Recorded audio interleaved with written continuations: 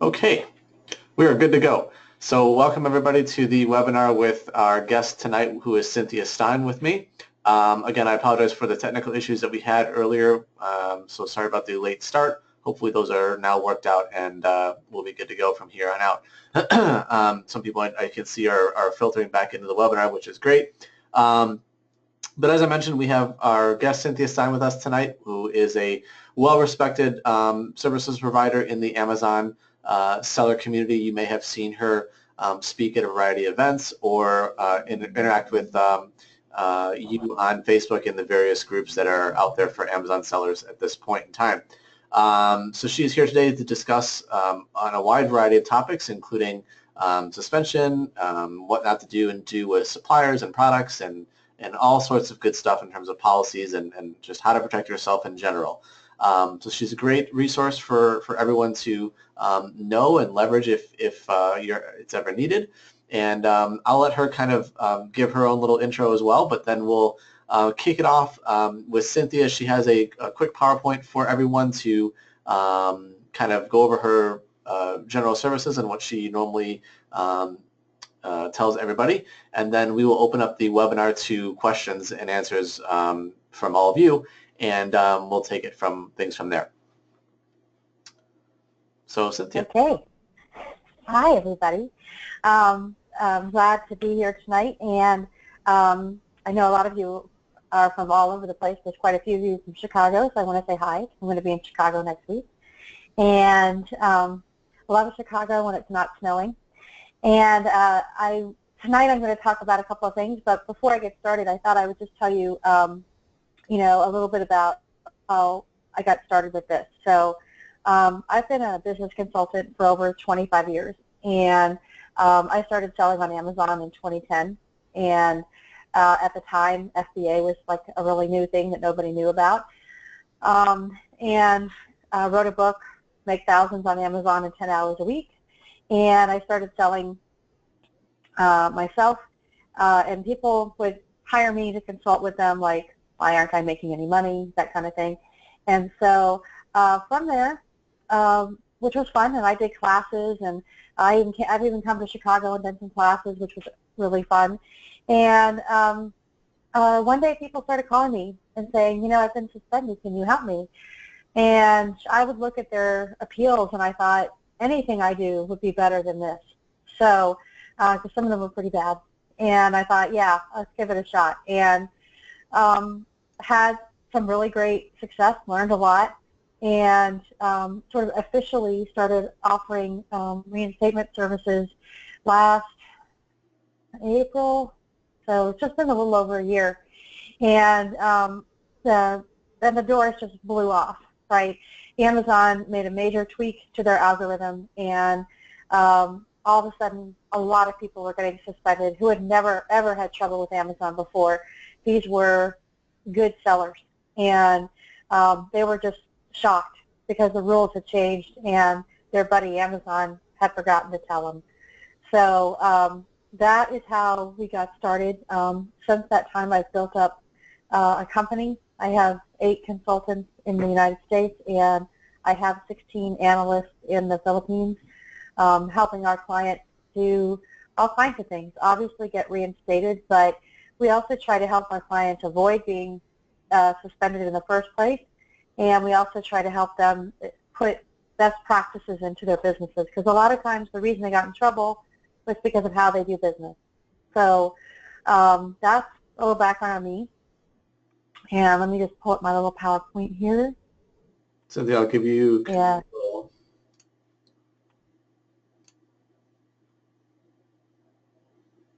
Okay.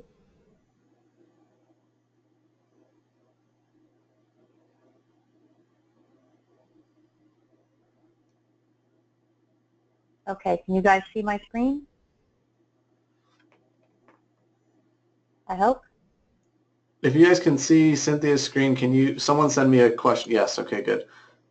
Perfect. Okay. Yep, really good. All right, well, let's get started. Can you guys all hear us as well? Someone's reporting that there's no audio. Can you guys hear? Yes, all right. So David, It looks like you're the one with the audio issue, unfortunately, so maybe check your speakers. I'm not sure, but everyone seems to be able to hear. Thank you all. Appreciate it. Okay. All right. So what's going on with Amazon? Because I will tell you, every single time I talk about Amazon, it's a little bit different because things are constantly changing at Amazon in terms of what they're suspending, what they're interested in. Every time they tweak the algorithm, we know it because something happened. Cynthia, 1 second. I think we are missing your PowerPoint screen on your Facebook page. Oh, you can't see my PowerPoint? Nope. Where it says we see your Facebook page. Oh, that's weird. Okay, hold on. Maybe drag it over to the other screen if you have two. Oh, shoot. Well, I'm doing this on my laptop, so it should only show one. Try clicking on your PowerPoint program at the bottom in the window.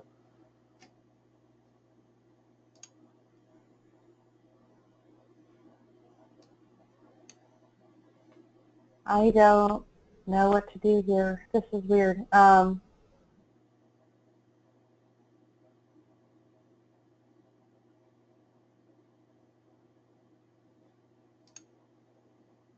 right, so I'm just trying to think how to pull this up. Do you see it now? I see your Facebook. Does everyone see a Facebook or a PowerPoint? Maybe it's just me. No. Facebook, yeah. We see Facebook. Okay. Well, how about now? Click on the PowerPoint icon on the bottom of your bottom programs. Click on. And then what? Can you try closing Facebook out or no? I'm just afraid if I do, I'll lose this webinar. Hang on. Right, because it's my browser. I'm switching back. I switched back to me for a second.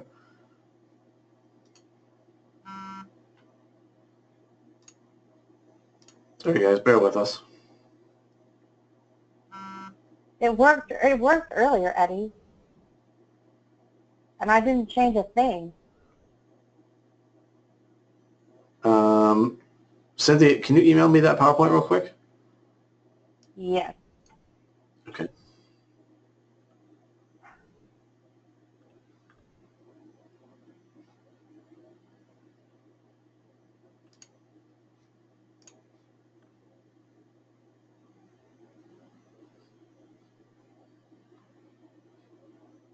Okay, it's on its way. All right. Give me a second.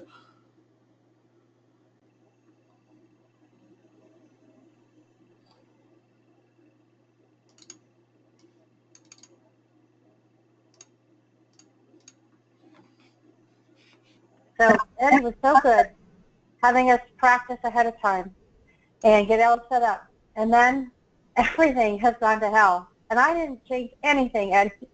Everything went to hell. Yeah, it was one of those things that, of course, we tried to practice and it didn't work out properly, naturally. Yeah, the practice was great. Yeah. You guys should have been here at 7. Good news is I have your thing emailed, so 1 sec. Okay, now you guys should be able to see my screen, which is Cynthia's PowerPoint. Someone confirm that you can see Feeding Frenzy. Yeah. I can. Cool. Yeah, I can see it. All right. Awesome. Phew. Thank you all. Appreciate it. All right. All right. So just tell me when you want me to forward Cynthia, and I'll control for you. Okay, next slide. All right. Okay, so this is me. I told you a little bit about me. I have a long history as a business consultant, which is why this was a natural fit for me. And my team has grown quite a bit, and we call ourselves seller advocates because we're on the side of the seller, because we are sellers. Most of us on the consulting side run our own Amazon businesses, so we totally understand the life of a seller. And we also understand what a pain in the ass it is to work with Seller Central. Okay, next slide.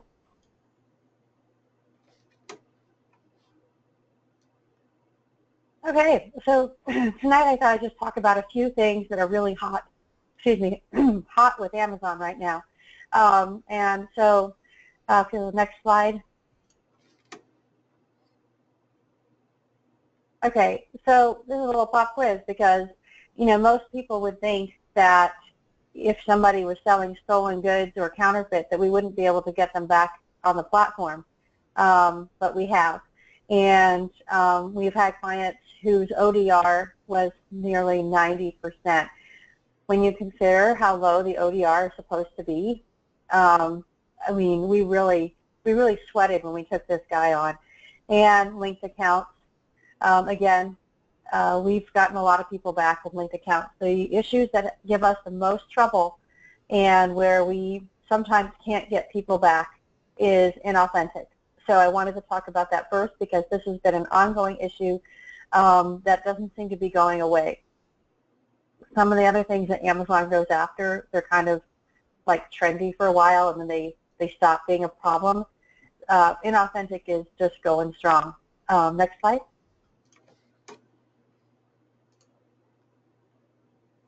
So I just wanted to show you a little bit by what Amazon means by inauthentic. So when it says inauthentic, it means where you're buying your merchandise for the most part. When we signed that long-ass contract with Amazon, we promised that we would be responsible for the authenticity of the goods that we sell. So from Amazon's perspective, that means that at any moment we should be able to prove where we bought our inventory and that we bought it from a legitimate source. So when Amazon gets complaints of inauthentic, counterfeit, fake, even sometimes used, sold as new, and things like that, they begin to wonder, where did you buy your inventory that people think it's not legit? Because I will tell you right now, most of the complaints on Amazon like this that you get from buyers are perception problems, right? Your buyer has a perception problem, and they think there's something wrong with your inventory. Now, Amazon knows that most of the time your inventory is probably authentic, right? They get that, but they are required to follow up on this. And so because they're required to follow up on this, they ask you to produce your invoices. So when you produce invoices that or receipts that aren't clear or that don't prove that you bought your sales from a legitimate source, well, now you're screwed. And so I have this example here of a Marshall's receipt, because I know a lot of people buy at Marshall's and TJ Maxx and places like that. I used to. I don't anymore, but I used to too. And the problem is that their receipts are not detailed enough. So if you look at this picture, and I know it may be hard to see on some screens, it'll have like a number, and it will say, kids footwear or girls, but it won't say what it is. And the number that it gives, like there's a little number after it, is not the UPC code. That is Marshall's internal code for that product. So there's really no way for Amazon to know that that's actually a pair of Crocs that you bought and sold on Amazon. And I will tell you this people don't like it when I say this, but even if it was crystal clear, they may still sometimes give you trouble because they think that anything that you resell that you bought at a retail store is used. So when you're buying something at Target, it's new when it's on the shelf. It's new when you're checking out. When you step outside those big doors, it is suddenly used. Now, they're not going to give you grief about it unless you're starting to get all of these complaints. So if you start to get used, sold as new, or inauthentic, or counterfeit, or fake from these items that you're buying retail arbitrage, then they're going to shut you down, basically. So it's one of those things, you can get away with it and sell it new as long as the product is perfect and nobody's complaining. They start complaining, you're out of there. You can't sell it. You can't sell that item from Marshall's or Target or whatever anymore. So, and I mentioned Target because their receipts are pretty good. They're usually not a problem. But if the product isn't good, then it's a problem. And online arbitrage is even worse. I think, is that the next slide, Eddie? No, that's ungated. All right. So I'll do online arbitrage in a minute. So so here's people. Here, this is a related issue. People are complaining because they're trying to get into ungated, into gated categories, right? They want to sell grocery or health and beauty, and they keep getting rejected over and over and over again, and they don't know why. And so basically, it's usually because Amazon thinks you're buying from the gray market. So they don't like your supplier, and if they don't like your supplier, they're not going to approve you. And so that's very frustrating to a lot of people because they don't know what Amazon means by the gray market. What does this mean that it's inauthentic? What is the gray market? Well, the gray market is basically where there's so many middlemen between you and the manufacturer that it's not really clear where the inventory came from originally. And so, for example, inauthentic or gray market goods are a problem because sometimes people sell stolen goods that way, right? So it's authentic goods, but it's illegally obtained. And I always tell people if that deal seems unbelievable, it probably is. And there are plenty of people who have sold stolen goods on Amazon, either because they were naive or they were just, I don't know, greedy. So that's why Amazon cracks down on this so much. But basically, if you have to go through a lot of, if someone says, okay, trace your product back to the manufacturer, and you have to go through like 3 or 4 or 5 different companies before you can get back to the manufacturer, that's a problem. That's a problem for Amazon. That's a problem for you. And so liquidators are another example of gray market goods. So if you're buying from a liquidator, Amazon considers that to be gray market because even though the liquidator may be picking up their merchandise from, Target or Macy's closeout, or they may be, getting it from retail stores, the fact is you lose sort of the chain of custody when you're buying from a liquidator, and you don't really know where they got it, where they got every single piece. And the liquidator doesn't know either because they're buying things by the truckload.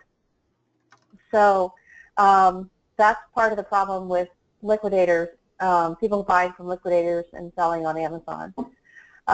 So if they don't like your supplier, they'll never ungate you. If you aren't serious, they can tell. So there's a lot of people who say, well, I want to get ungated in health and beauty, and they basically then want to go to Target or somewhere and buy product and resell on Amazon, which Amazon does not want. When you fill out the form to get ungated, they basically, they ask you up front, are you going to be buying from directly from manufacturers? And most people say yes, because you can't get ungated unless you say yes. And then, then they go, but their plan is really to do retail arbitrage or online arbitrage. So just so you know, that is against what you signed. You told Amazon when you got ungated that you weren't going to buy from these sources, right? So if you come and bring them receipts or invoices from, online retailers or, something like that, they're not going to accept them. In fact, they don't take receipts anymore at all. It has to be an invoice from a wholesaler, and it has to be a wholesaler that they know about and approve. So that's part of the reason why so many people are having trouble getting ungated, because Amazon does not like their invoices. And here's another thing. A lot of people who buy from China or even here in the U.S., the supplier is giving them Excel spreadsheets as their invoice. Amazon will not accept Excel spreadsheets, even though they're saved as PDFs and they look like a normal invoice. The fact is, Amazon knows that's what they are.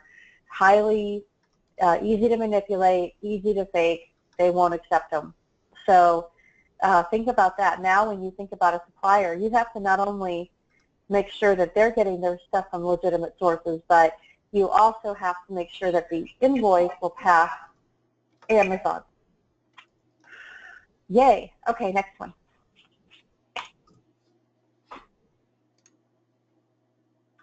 So a special note for my colleagues who do online arbitrage. Inauthentic is any source that Amazon can't verify. So, you know, unfortunately. And so I'm getting an echo there, Eddie. Are you? Is anybody else getting an echo? I can hear you fine. Anyone else have sound issues?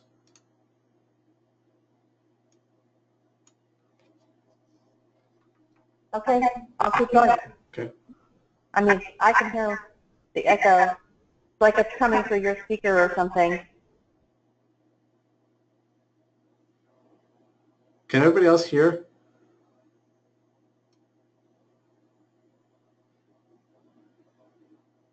If you can, yeah. If you can hear properly, can you, no, they're hearing the feedback too. What the heck? Huh. Try muting, Eddie. Okay, go for it. Okay, so Eddie's muted and the feedback is gone. Okay, so I think that was it, Eddie. It was somehow coming back through your speakers or something. Okay. So it seems like it's better now. Is it better now? Can you hear it still? Yeah, when I talk, I can hear it. So, well, when I'm talking, you'll just mute, okay? Okay, hang on one second.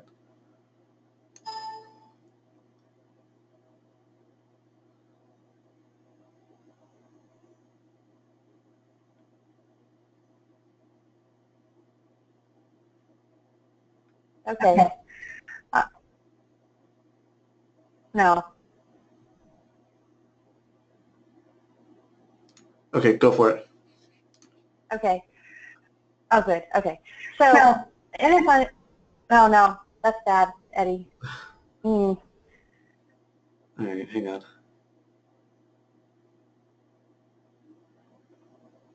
If I mute you, then I can't hear when you're ready to go. Hang on.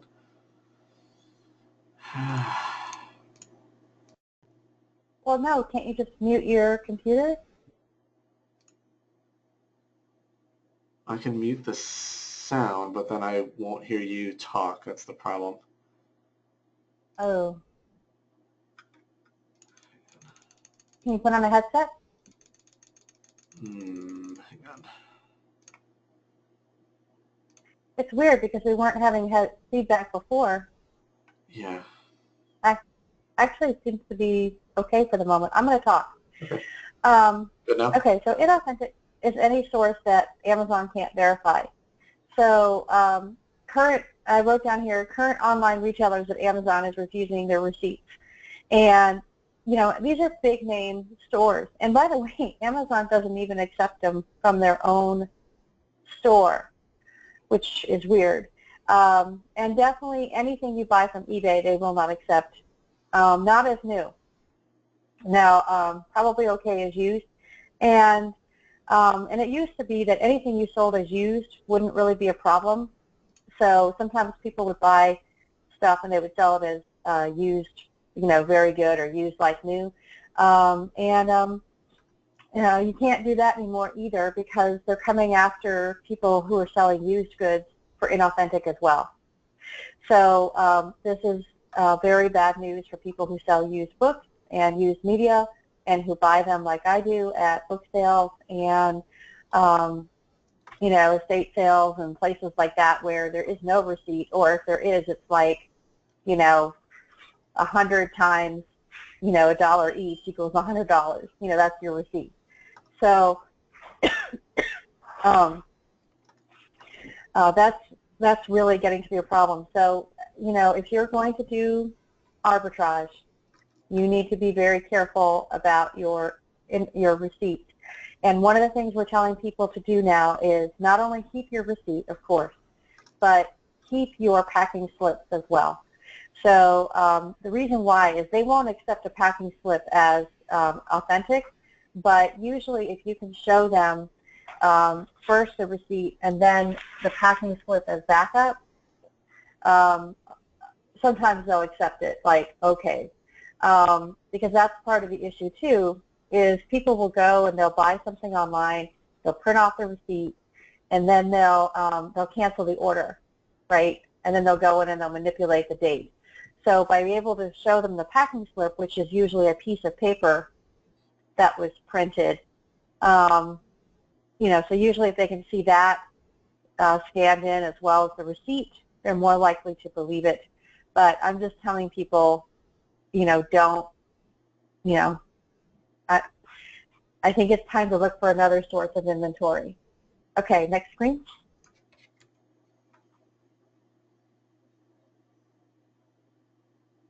Okay, so the other hot button for Amazon, which is going strong after months and months and months, is product review programs. They call it manipulating the platform. So this is where basically people cheat in order to get advantage. And I know this is really hard to see on this slide, but this particular product, and by the way, this is not a client. I have lots of clients who sell Garcinia, Cambogia, but I just pulled this off. So this guy has over 9,000 product reviews for this extract, okay, an appetite suppressant. You know, that's almost as many as Harry Potter. And it's just not feasible that all of those reviews are real people, you know, who are just giving up their opinion because they love the product so much. You know that. You can look at that and you know that. Well, Amazon knows that too. And so they're really cracking down on people who abuse the product review service. You know, and there's a lot of ways that services used to abuse them. They're really cutting down on some of that. Mostly what we see is excessive giveaways, where people just give away a ton of free product and Amazon says it's too much. And then we see abuse where the reviewers who are getting the product for free or a discount aren't disclosing it. Some of them are so stupid that they'll order the product and they'll put up the review before the product's even arrived, which is pretty amazing for a supplement, right? It's like, talk about magic beans. They started to work before they even got there. Next screen, Eddie.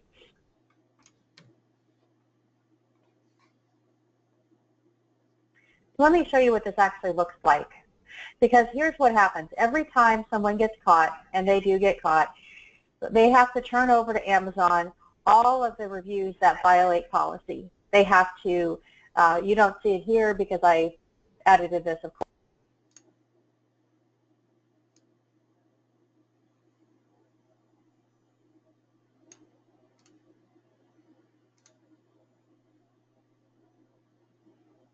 Okay, I lost you guys for a second there. I'm back. Okay. We'll get through this webinar. Trust me, guys.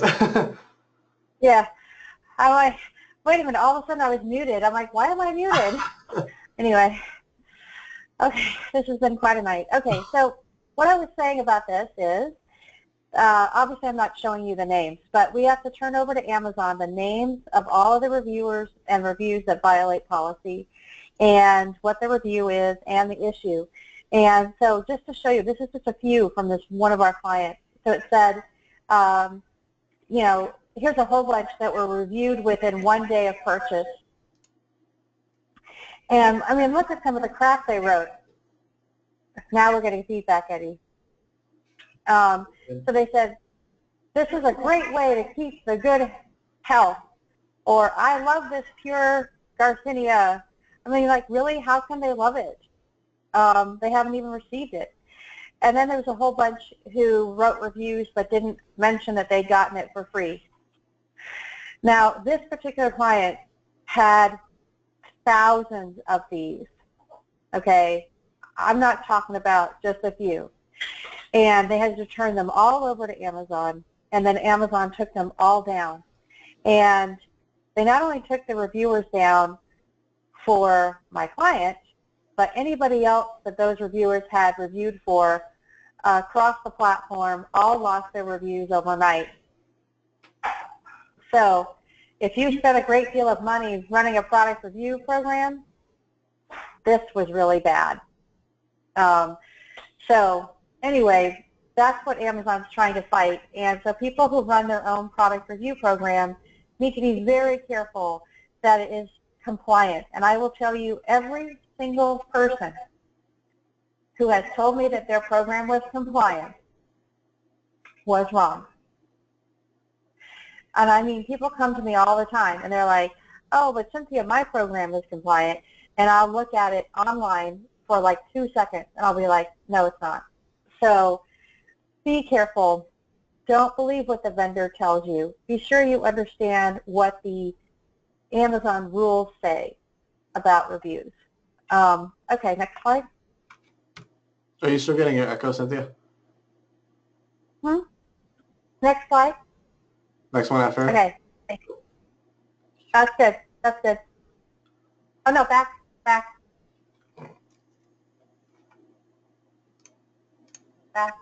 Okay. Oh. I'm getting there.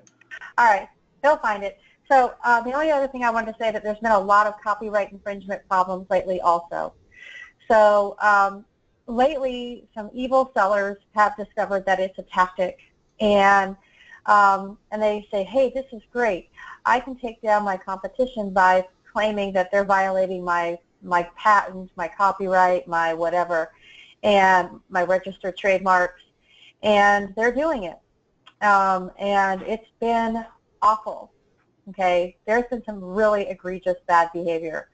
And so I will just tell all of you that when I get my clients reinstated on this issue, I then go after the other seller to get them removed. So do not play with this program. Don't screw around, because if they hire me, I'm coming after you.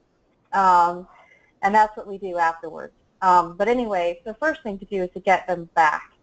And so I have never seen so many copyright infringement problems as I've seen in the last few months.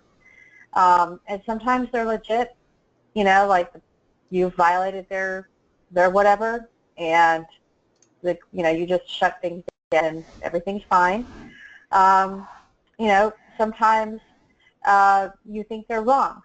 And so I've had clients who are like, no, this guy, you know, he says he has this, you know, this trademark or whatever, but, you know, he doesn't, or we had ours first, or it gets down to a he said, she said kind of thing. So we work with attorneys. We have a really great IP attorney, or we work with our client's IP attorney to get the legal perspective. And sometimes my clients will go at it full bore. They'll go after the other seller, you know, basically, and you know, try to get the issue resolved. Sometimes we'll have to prove to Amazon that it was a bogus trick. So copyright infringement is really a pain for sellers, because it usually is quite expensive, because you have to hire an attorney. You might want to hire someone like me, and all this time your listing is down. It could be a very valuable listing. In fact, it usually is.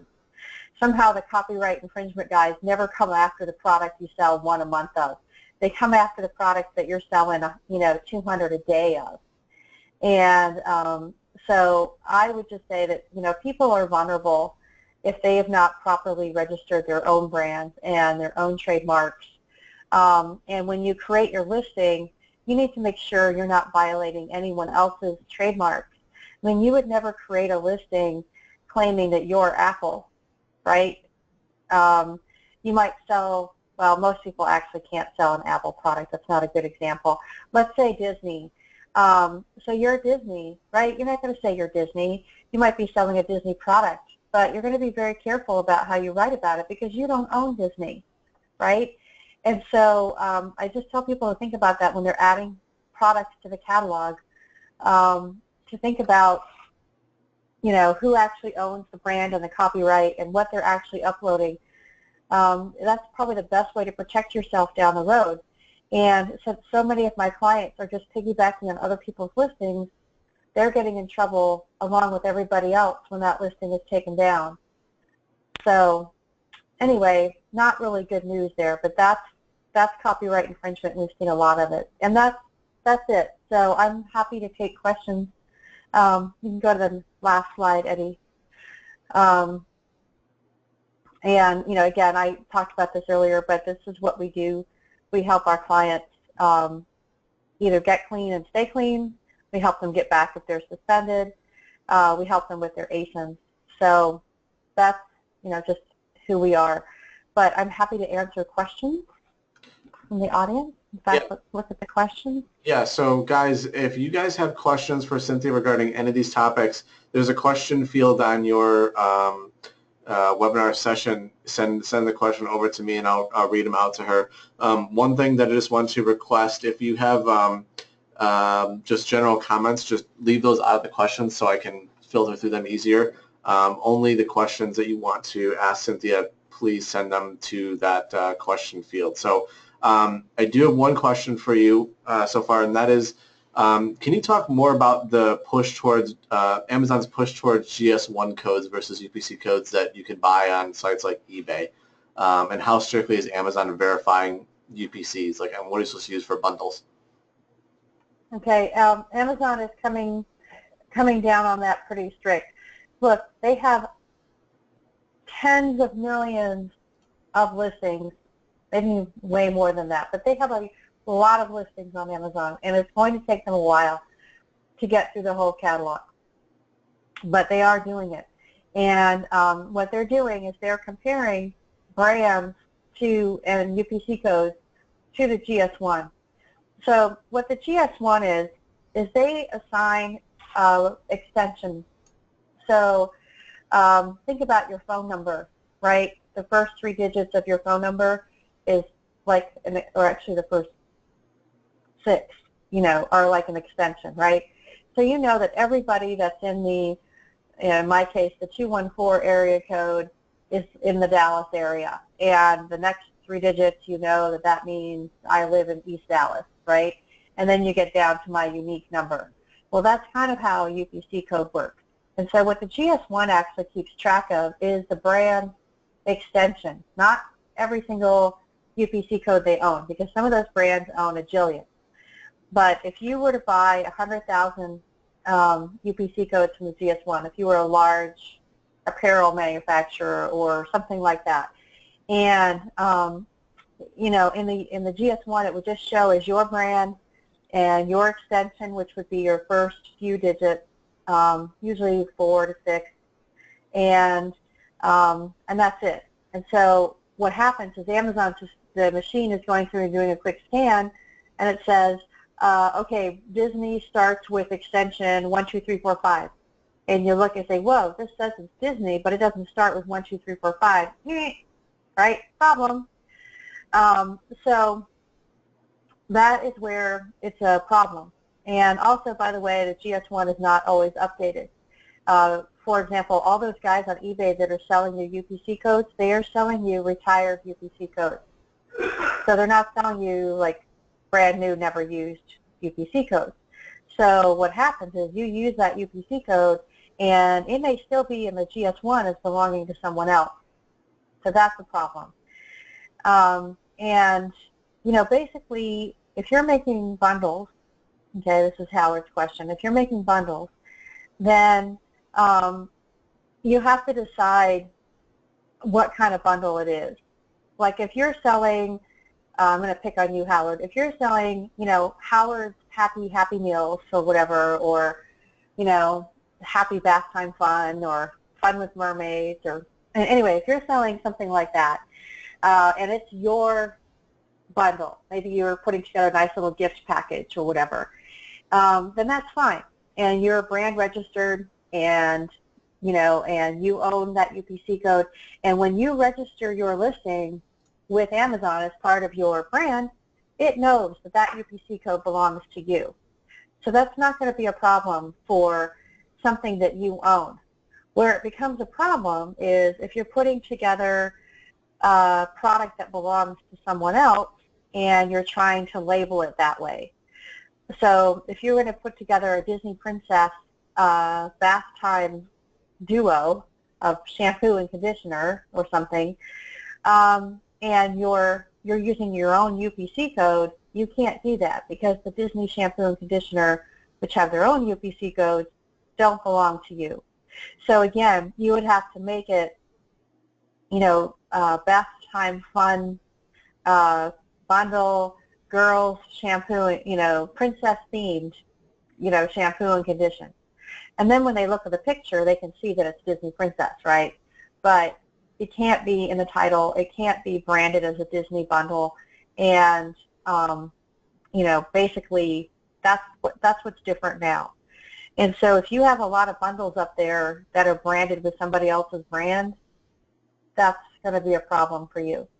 I think that answers the question. So this whole GS1 UPC code situation, it really doesn't come into play for items that people source the traditional way that have their existing UPC codes that people can, if they're just listing one single item. This really comes into play if there's no UPC code or if they're making bundles, things of that nature, correct? Right. And here's the other thing. Sometimes you may think, oh, but there is no UPC code for this item. Like I see that a lot with clothing, or people think, oh, well, there's no UPC code because there's not one, on the package, because maybe they're buying it off, at Marshall's, right, or whatever. And so they're thinking there is no UPC code, but they're wrong. If this is a brand, let's say it's Playtex or whatever, it probably has a UPC code. And so before you list it on Amazon, you should do your best to try and find the UPC code. Look it up on the manufacturer's website or, something like that, because they probably do. And if they have an extension in the GS1, you can bet that they have a UPC code for this product. So that's the thing, they have a UPC code. And so that's where buyers or sellers are getting in trouble now, because a lot of them put a lot of inventory up on Amazon, created the listing themselves, and just used one of their purchased UPC codes. Got it. Next question is in relation to stores that are okay to supply receipts from. Nicole would like to know, is Dollar Tree or the 99-cent store a good place to submit receipts from? Why or why not? No. Because again, when they do their receipts, there's no detail on them whatsoever. So you might as well be buying from a thrift store, really.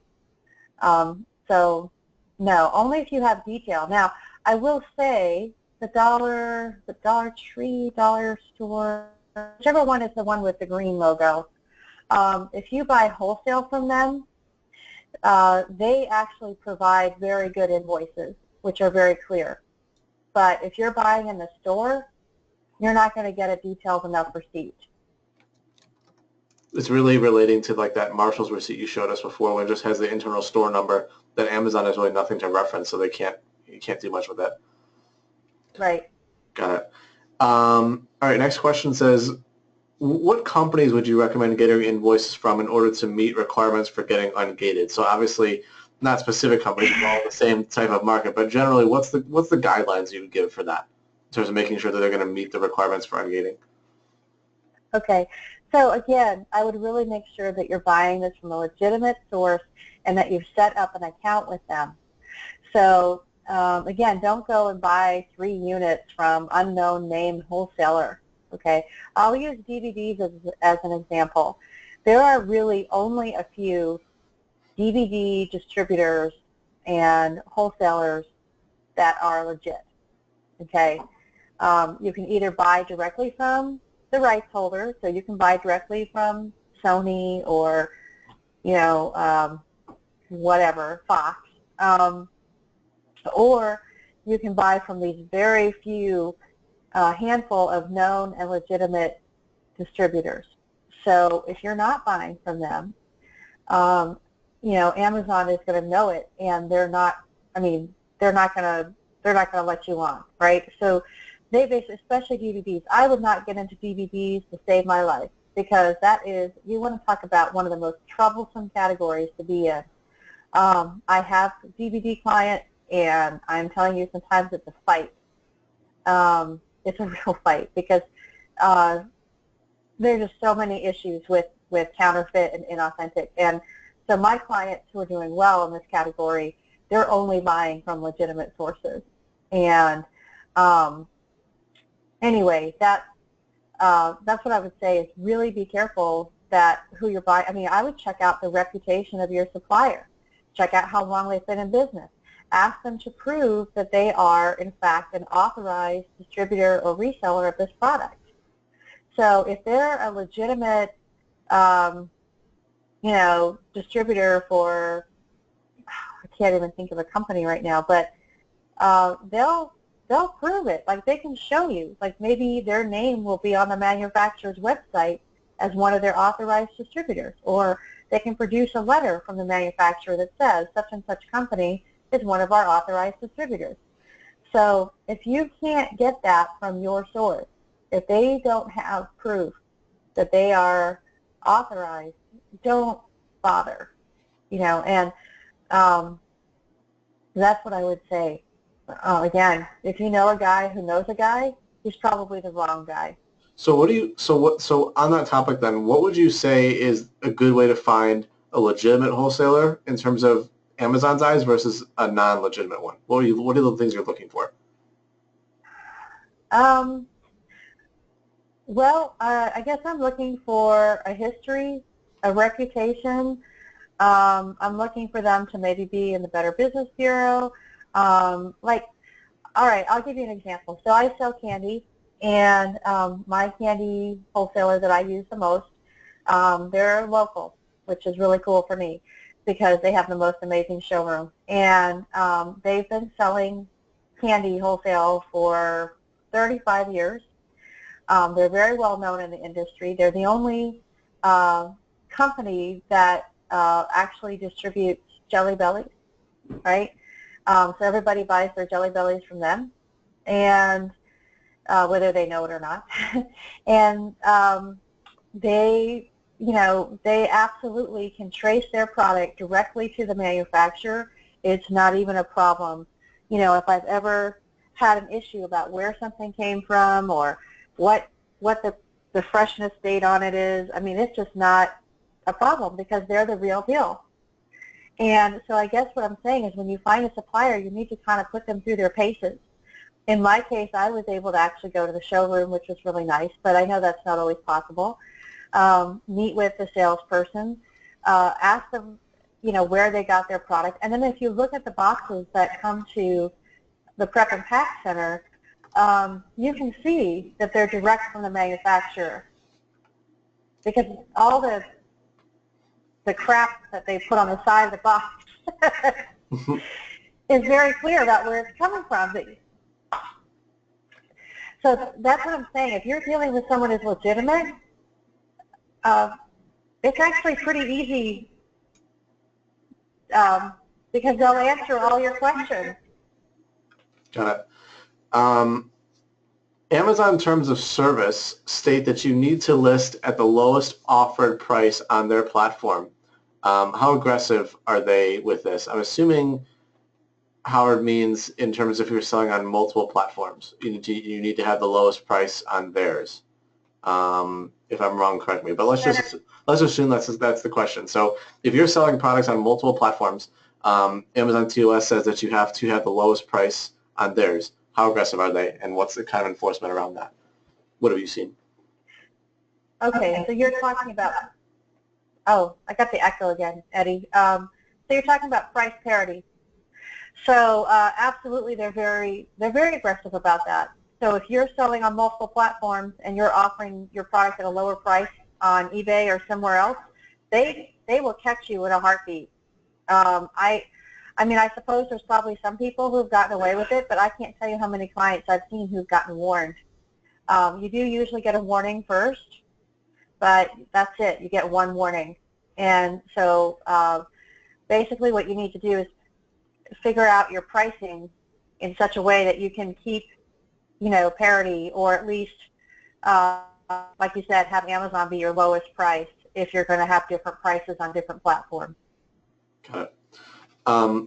What would you say in terms of when you receive notices from Amazon, whether they be policy violations or warnings, if you kind of stack rank what people should be looking for, and when they receive violation notices or notices of something that they did wrong in their account from Amazon, should they respond to every single one of them, or what's the normal plan of action when they have things like that?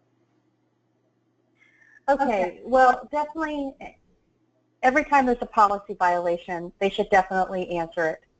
without a doubt. Whatever Amazon wants, you should answer it. If there's a warning, consider it for what it is, which is a warning, and, take steps to correct whatever the issue is. And you might want to tell them what you did as well. I'm getting the echo again. And then there's other things that are more like notices. So they're like, I'm trying to think of a good example of a notice. Well, okay, so here's something, like the FDA puts out a warning and it says, this ingredient is, hazardous. And so Amazon will immediately send out an email to everybody whose product has that ingredient in it and shut them just for that product, right? And then they'll give you a notice, because they don't really hold that against you, because when you set it up to Amazon, it was legitimate, but now it's not.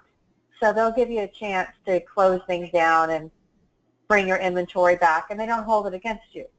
But if you are getting policy violations like inauthentic or counterfeit or copyright infringement, and you're not dealing with it, they'll hold that against you. And so you start to get a couple of these, 2 or 3 of these piled up, and they'll shut you down.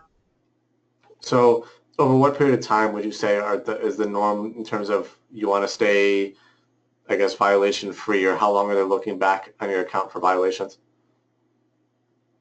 It depends on the violation. So some violations, they will go back a year. Others, they're just looking maybe in the last 6 months.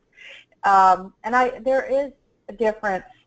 Like, if somebody returns a product because they say it's defective, that's really different than if they return a product saying it's not as described. Okay? So because defective is kind of a normal reason why something is returned, and Amazon expects you to have a certain amount of sort of normal returns, just like any retail store, right? So you can have defective claims up to about 2% of your sales, and it's not a problem. But some of the other claims are big problems, and you can only have a couple of them before they'll shut it down. So if you get a not as described as a reason for a return on a product, once, twice, okay, you start getting 3 or 4 of them, Amazon's like, there's a problem, and they'll shut down your listing. And if you have this going on across a lot of products, like I have guys who are selling thousands of products a day, and very quickly Amazon can start to see a pattern, and they'll say there's something going on.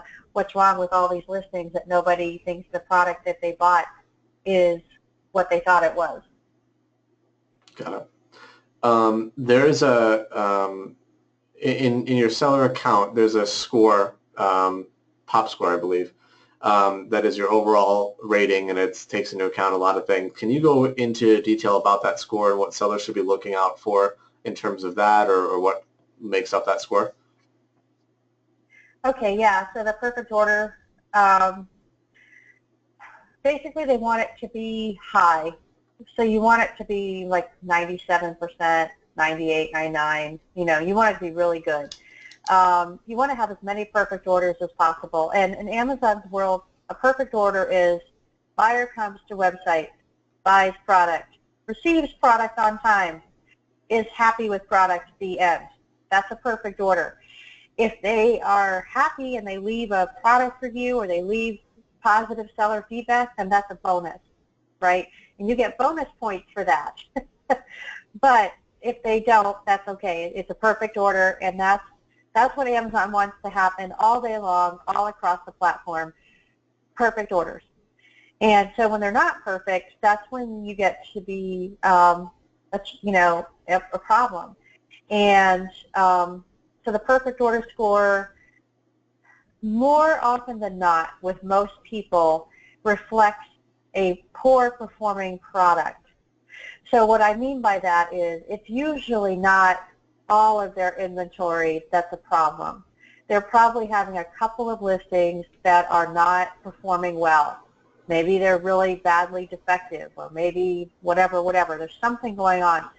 And so most of the time, if you can zero in on those few problem ASINs and clean them up, your pop score will go boing, it goes right up, and you're doing well. And so if you look under the pop score on your metrics, you'll see there's a imperfect orders report.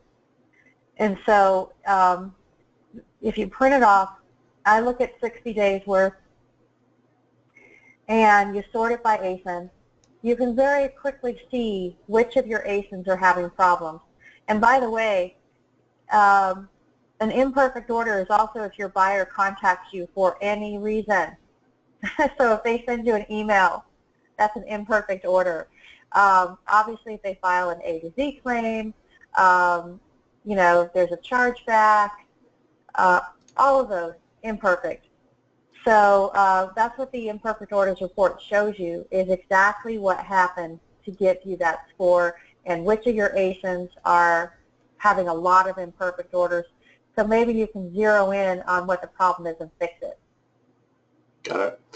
A few more questions. So let's say you send in a shipment to Amazon and you mess up the shipment. You send the wrong products to the wrong place, do a miscount, you mislabel products, you find out, but it's already been shipped. It's in transit to Amazon. So what do you do? Because you don't want Amazon to receive it and send the wrong products out, or it negatively come back and affect you. So what's the process? If you realize you made a problem before you sell a product, let's say it's on the way to FBA, what do you do? What's the go-to? Will Amazon fix your issues for you, or do you have to take action yourself? Both.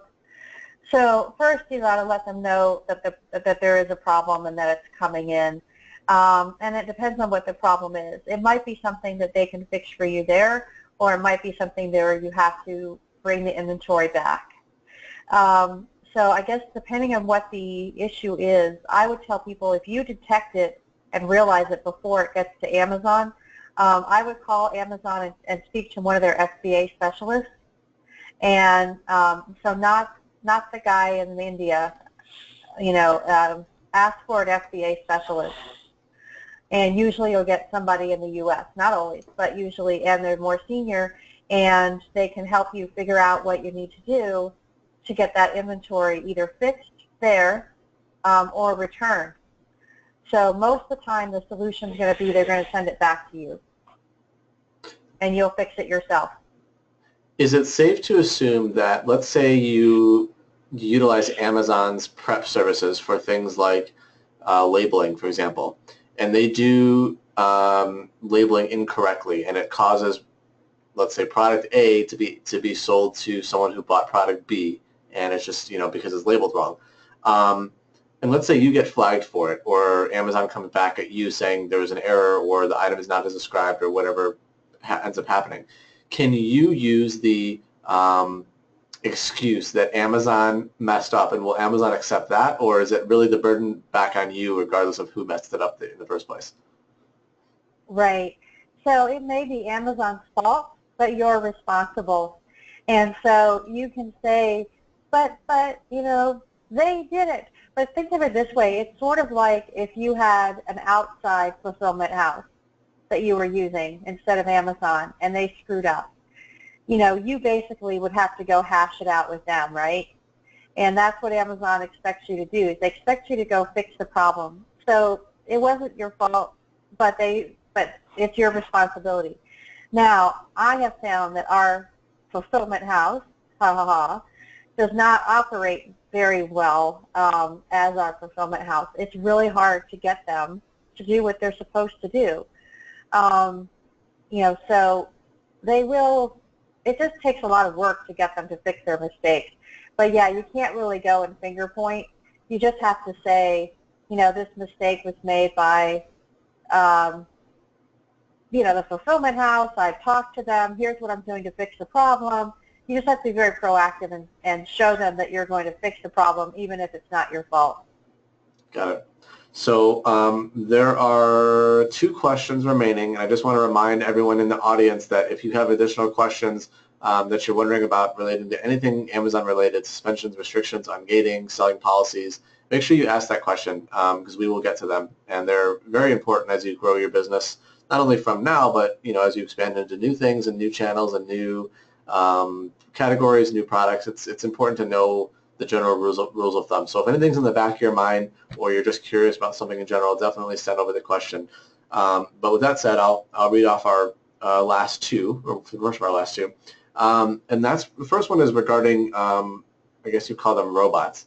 The robots or the computer system that essentially reads the comments that are left on Amazon as feedback from buyers, for example, or when buyers send you messages and they could use certain keywords that the computer picks up on. What are some of those keywords, and what do you do as a seller when, for example, you might have been falsely accused of something that just because a computer system picked up a word? Okay, so Amazon is looking, just so you know where they're finding these words, they're looking in your buyer messages. So if you get an email from a buyer, they're looking in your negative feedback. They're even looking at the product reviews. They're looking at, especially for private label products, they're looking for, they're looking in your returns. Okay, so again, the reason that a buyer gives for their return, they're looking for negative returns, and they're looking for those negative words. So they're really looking everywhere, which is what makes it hard, because you're like, what? Where did that come from? And everything that I just named to you is a separate report in Amazon. It's a real pain. So that's it. And so the key trigger words are things like counterfeit, fake, not as described, inauthentic. And by the way, you would say to yourself, oh, but Cynthia, nobody would actually use the word inauthentic. That's not natural. Except, guess how many of your buyers are third-party sellers on Amazon? A lot of them. And so, I mean, there's millions of us out there. So that's I can always tell when feedback has been left by a third-party seller. Usually they're a little bit snotty, and they use, the words, right, that only the insiders know. And you're like, damn it, right? It's like, but yeah, so they will sometimes use those exact words. Fake, bogus, bootleg, let's see. Just okay with nothing else? Hmm? Just okay with nothing else, and they rate it a 3 because you can't get that removed? Oh, well, they don't hold that against you, but it just means you can't get it removed. Yeah, if you really want to mess with somebody for some reason, and you want to mess up their, buy something from them and leave them, seller feedback that's a 3, and just say okay. They will curse you and curse you. So anyway, but don't do it to me. Just saying. I will see the pattern. But yeah, that's the other thing too. But they don't hold that against you. What they hold against you are those words, those trigger words, and their algorithm is pretty, sophisticated. A lot of times, unhappy buyers will leave long, rambling messages, and you're just like trying to follow this, and yet Amazon will be able to pick out, what's going on in that message and why they're unhappy. And if they feel like it's a reason that you should deal with, that it's your fault, you'll find yourself suddenly getting a warning, or having that listing shut down, or even having your account shut down. And it happens pretty fast. Got it.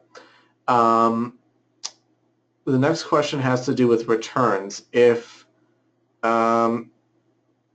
in general, when you look at all the categories that are on Amazon, which there are many, is Amazon more lenient in some categories versus others in terms of return percentages that they will allow before they think that there's a problem on your side? Yeah. So they look at normal retail return rate for each category. So for most of the catalogs, it's 2% or less. But if you're selling electronic, it'll be higher. They would be about up to 6%. they wouldn't have a problem with that. If you're selling apparel, and again, it depends on what kind. So shoes has a higher rate of return than normal clothing. Apparently, it's really hard to find shoes that fit and that are comfortable. And so maybe a blouse is more forgiving, I don't know. But a lot of times with shoes, people will buy 2 sizes and they'll return 1. So, I mean, if you think about that, it's not unusual to see a 12 to 15% return rate in those categories, which if you're thinking about your profitability, you better keep that in mind too. You know, that great deal doesn't seem so great if you have to factor in that you're going to have a 12 to 15% return rate. So, side note. But, yeah, so they do keep track of certain categories that have a lot of returns. There are also some categories that have virtually no returns. Should sellers be cautious when they find a product that they're looking to sell, or they're looking to source a product, and they look at the listing online and the review rating is, let's say, 3 stars, 2 stars, 1 star? Is that a cause for concern, right? Just right then and there? I guess it would depend on what the reviews were for.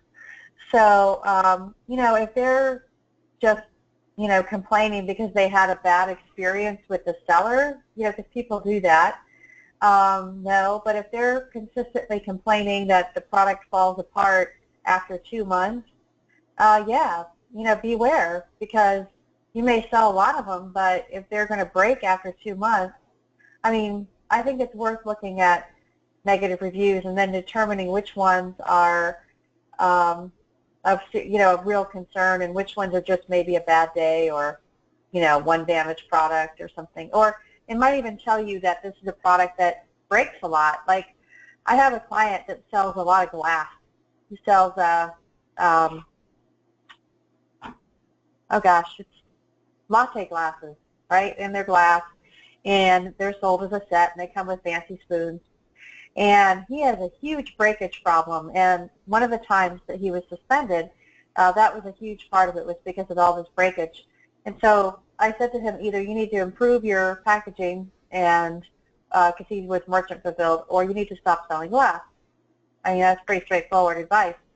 And I checked back in with him a few months later. He's suspended again, and I say to him, why are you still selling glass? Okay, so he had not solved his breakage problem, and he was still, you know, above acceptable limits for breakage. And I'm like, maybe you should not sell glass.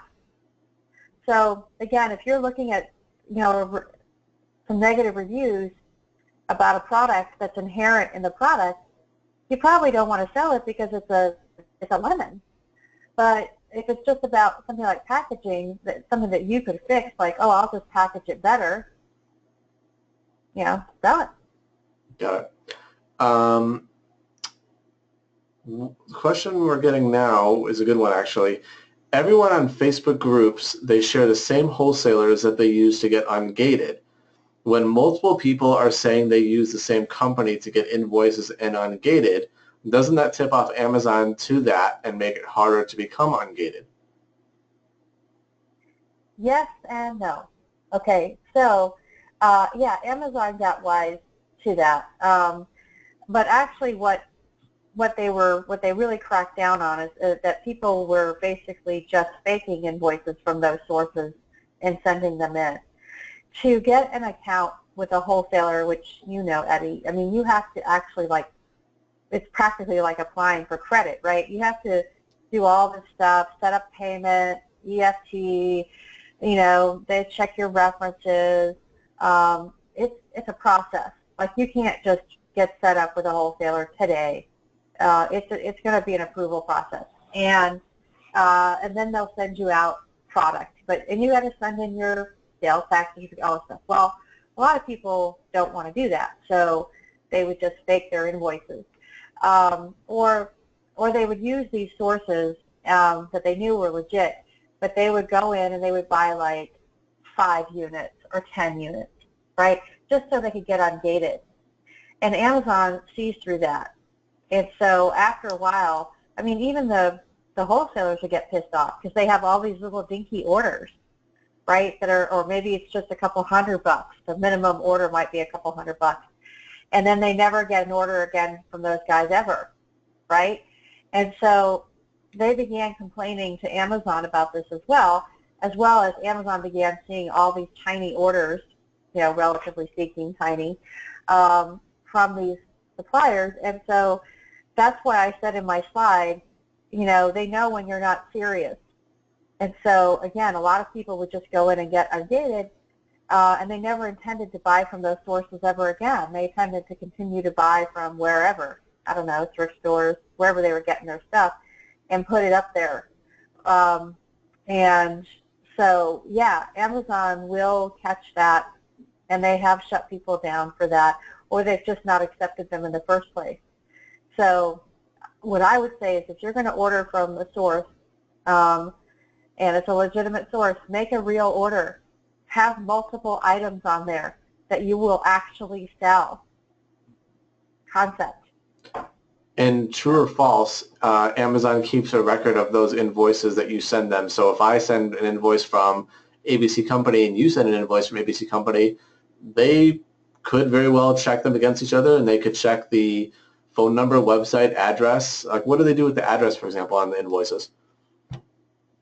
Well, definitely if they don't match, they would then have to go in and verify it further, like, why does this one not match?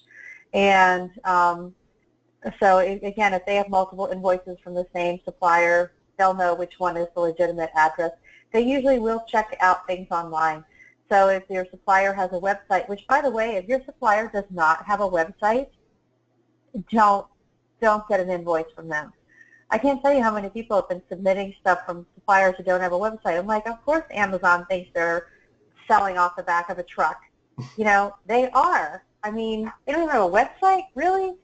So, and they better have their website too. But Amazon will even check Google Earth. Like, we had one guy who just made up an address, right? And it was like, it ended up being some vacant lot.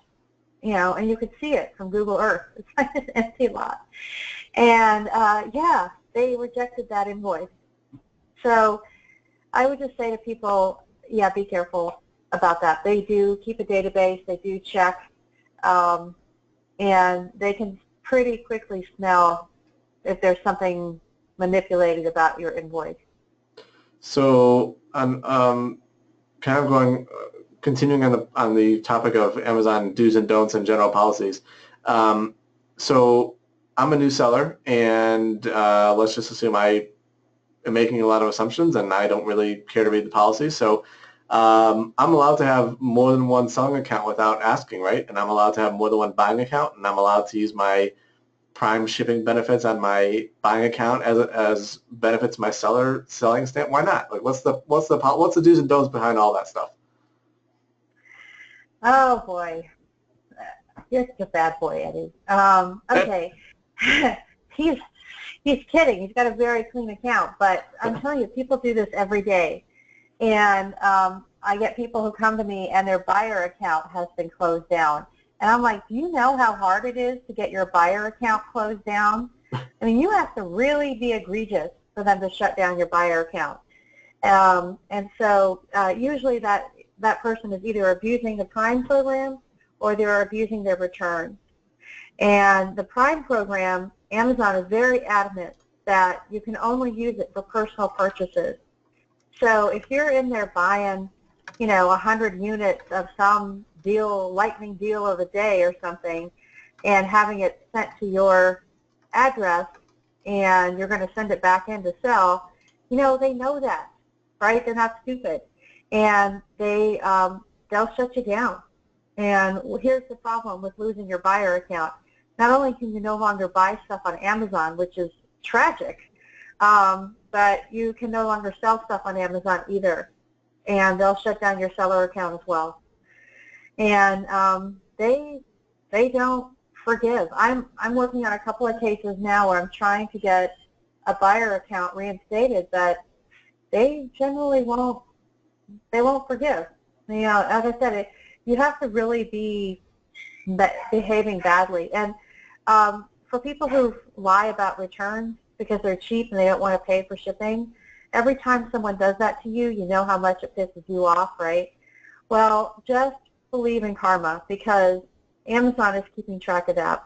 Every time somebody returns a product and they get free shipping back, they're keeping an eye on it. And you're allowed, last I heard, it was 26 for your lifetime on Amazon. So if you're like me, who's been buying on Amazon since the 90s, I think, late 90s, you know, even if you're doing only one or two a year, it adds up, right? But most of my returns I pay for because I changed my mind or it didn't fit or whatever. But there are people who, you know, make a claim for every single one, and they get caught eventually, and Amazon shuts them down. The other thing is, if you buy a bunch of stuff and you return it all for, you know, defective or damaged or for whatever reason you give, you know, not as described, or they'll shut you down faster because they'll suspect that you're abusing it, right? Because most people, when they buy something on Amazon, they keep it. I mean, they bought it for a reason, right? And so if they return it, sure, once in a while you return it. It's broken. It's whatever.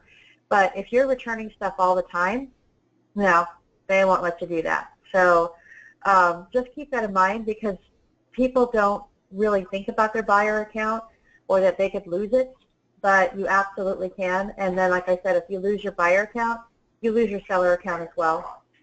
Oh, and don't open up accounts. So I can't tell you how many of my clients who were suspended thought, oh, I'll be clever and I'll just open up another account in my wife's name or my husband's name. They won't know. And all I can say is it just makes my life a lot harder trying to get them reinstated because, of course, they get caught immediately and it gets shut down.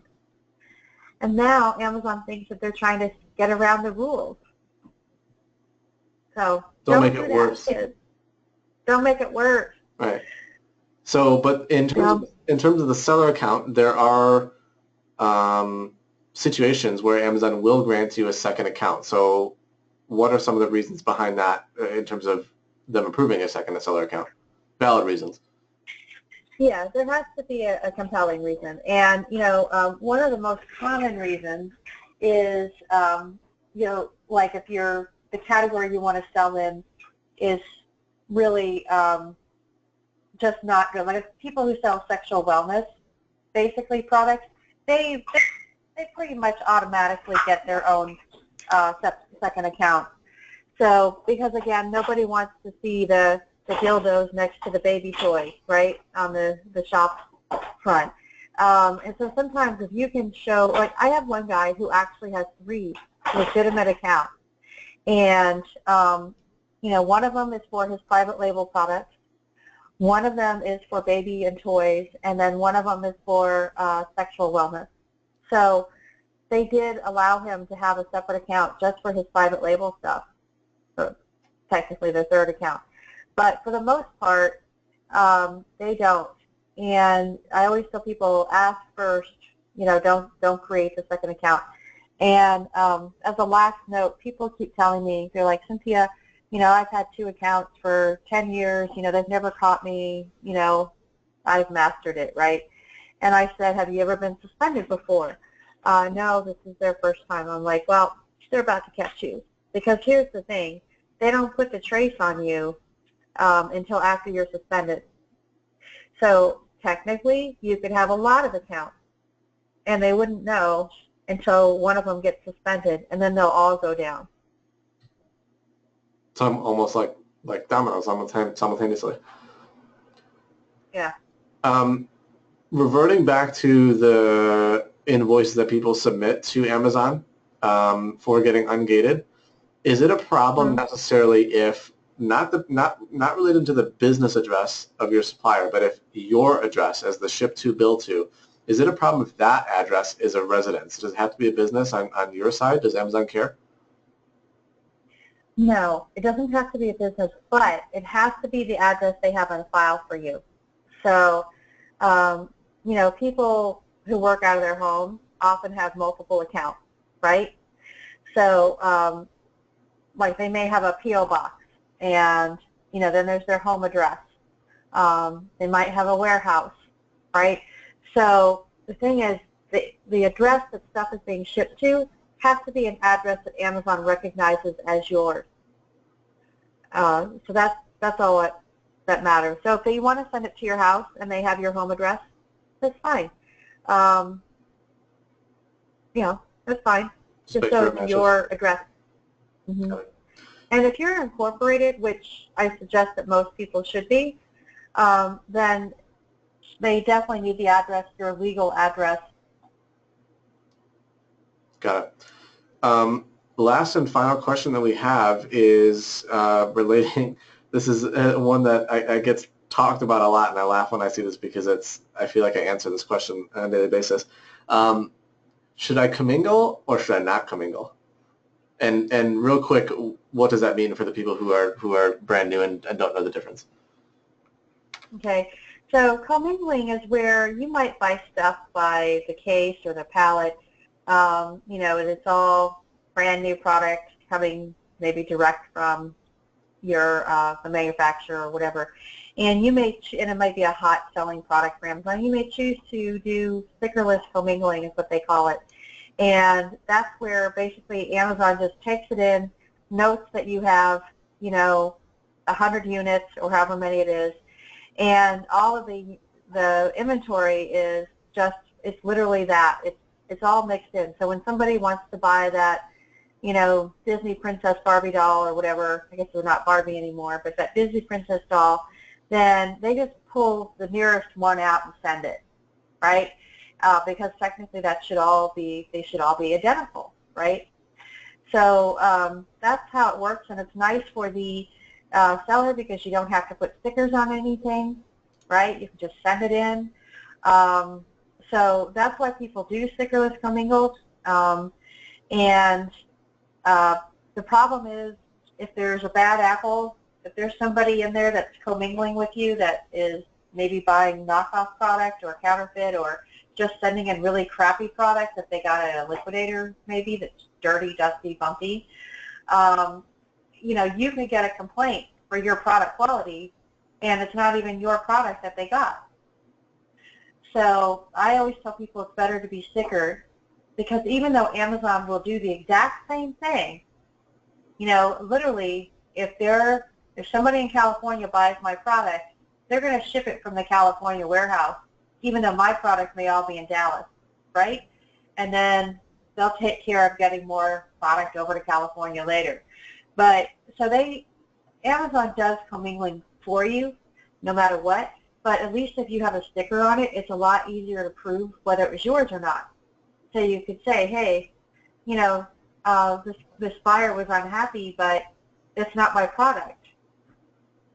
And just so people understand, when you're stickering, it's essentially I don't want to call it a UPC code because it's not, but it's essentially another code that goes on top of the UPC. That is it's a alphanumeric number. I think they all start with X, if I'm right, Cynthia? Yeah. Yeah. It's called the FNSQ. Yeah. And that is the fulfillment house SKU, basically. It basically combines the original UPC code with your seller ID, so they know who it's from and they know what product it is. It's essentially another level of insurance, basically. Mm-hmm. Yeah. So that number tells them everything about your product: the condition, the price you're selling it originally for, the how many units you sent in, everything. That FNSQ is unique to them, and it helps them track your stuff. Great. So we have now officially tackled all of the questions in the Q&A, which is awesome. I just want to make sure everybody knows also that Cynthia is not here just to help you when you do have a problem. She does offer a slew of preventative services as well. So if you're looking for your account to be evaluated, or if you just want some general help before you go down a certain path, there are a variety of services that she offers that can help you with that. that are good to look into, so you don't have to run into a bigger problem down the road that will cost you possibly a lot more time and money than doing something right the first time would. So I'll just state that so you guys have that information. And again, thank you very much, Cynthia, for joining us on this call. For those of you who want to stay connected with Cynthia, I highly encourage it that you do. She is in my group as well as the Rockstars group as well. So you'll see her post every so often, and if you tag her in a post, so she tries to get to every single one of them as possible, but there are many, so bear with her. But her Facebook fan page, Online Sales Step by Step, her website, onlinesalesstepbystep.com, which has a very in-depth blog section about everything that is current relating to Amazon policies and what's new and what's the hot topics. So that's a very good website for you to read and check out and find a whole slew of information about pretty much anything. And then, of course, her book, Suspension Prevention, is available both digitally and physically as well. And that has a lot of great information in there regarding topics from A to Z. So again, I apologize everybody for the technical issues we had, especially at the start and a little bit throughout the presentation, but we tried to get through as much as we could given that issue. So I do see we lost a lot of our initial attendees probably because of that delay, but the good news is we have been recording this presentation, so I will make sure that the recording is uploaded to both pages once we finish, so you'll be able to revert back to this at a later time, and the guys who didn't make the call will still be able to see that as well on their own time. So thank you again, everybody, for joining. Thank you, Cynthia, and we will all see you in the very near future. Take care. All right. Good night.